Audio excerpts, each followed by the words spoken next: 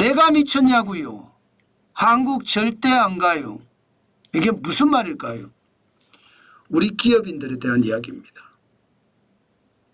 문재인 정부 때나 윤석열 정부 때나 다른 게 하나도 없습니다. 이걸 한번 보세요. 국내 복귀 기업 추이입니다. 여러분 보시는 것처럼 9년간이 지난 9년간 147곳이 국내에 복귀했습니다. 지난 2021년 문재인 정부 때죠. 25개, 25개가 대한민국에 들어왔습니다. 쉽게 말하면 해외 공장을 철수하고 국내에다가 공장을 지었다는 뜻이에요.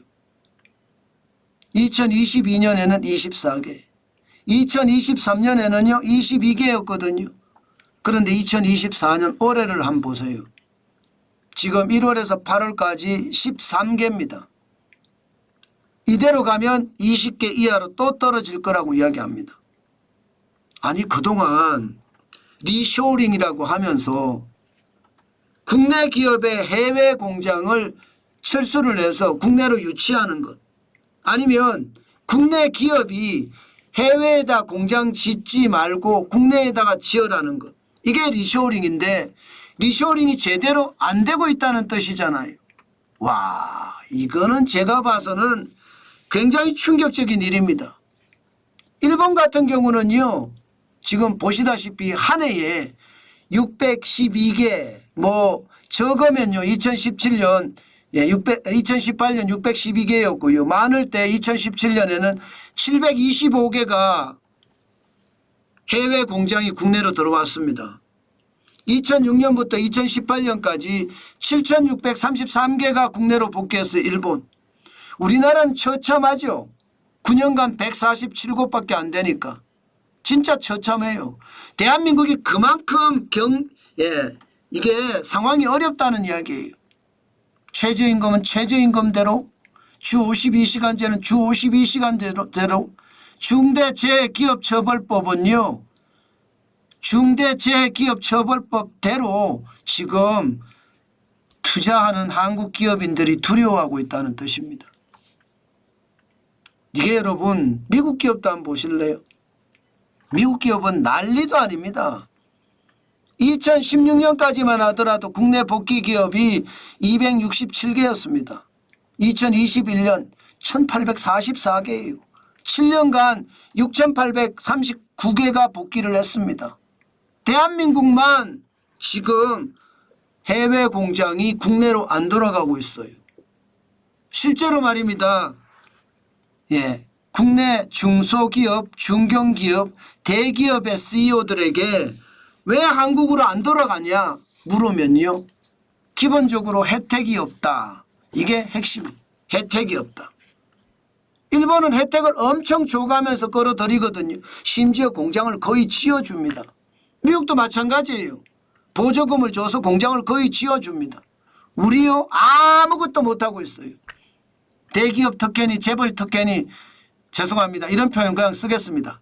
지랄 같은 규제 때문에 지금 대한민국은 최악의 상태가 되고 있다는 뜻입니다. 해외에 나간 기업은 절대 국내로 안 돌아온다는 이야기예요. 그 정도로 말입니다. 규제가 심하다는 뜻입니다. 게다가 노동은 또 어떻고요? 노동은요 세계 최고를 자랑한다. 저는 그렇게 생각할 만큼 노동은 엄청난 강세다. 저는 그렇게 생각을 합니다. 그러면 여러분 국내 기업들이 해외의 공장을 철수할까요? 안 합니다. 오죽했으면 제가 제목을 내가 미쳤냐고요. 한국엔 절대 안 가요. 이런 제목을 달았겠습니까? 그게 현실이거든요. 오히려 지금 국내 법인들마저 해외로 떠나고 있어요. 국내 법인들마저. 2017년에 3,646개가 나갔거든요. 2019년 최고로 나갔습니다. 3,854개. 2020년에 좀 줄었어요. 2,317개. 2021년에는 2,238개. 2022년에는 2,456개. 좀 줄긴 줄었지만 여전히 높아요. 여전히 높습니다. 그러니까 굳이 말입니다. 국내에서 사업 안 한다는 뜻이에요. 저는 이거 윤석열 정부 무지막지하게 반성해야 된다고 봅니다. 국내 기업이 해외 공장을 국내로 들여오지는 못할 망정 국내 공장을 해외로 이전시키는 것이 몇십 배 많다는 것은 여러분 그만큼 말입니다. 국내에서 사업하기가 어렵다는 뜻입니다. 윤석열 정부는 민간주도 성장이라고 이야기했습니다. 그런데 민간주도 성장이 전혀 안 되고 있고요. 문재인 정부의 소득주도 성장이 그대로 이어지는 것 같습니다.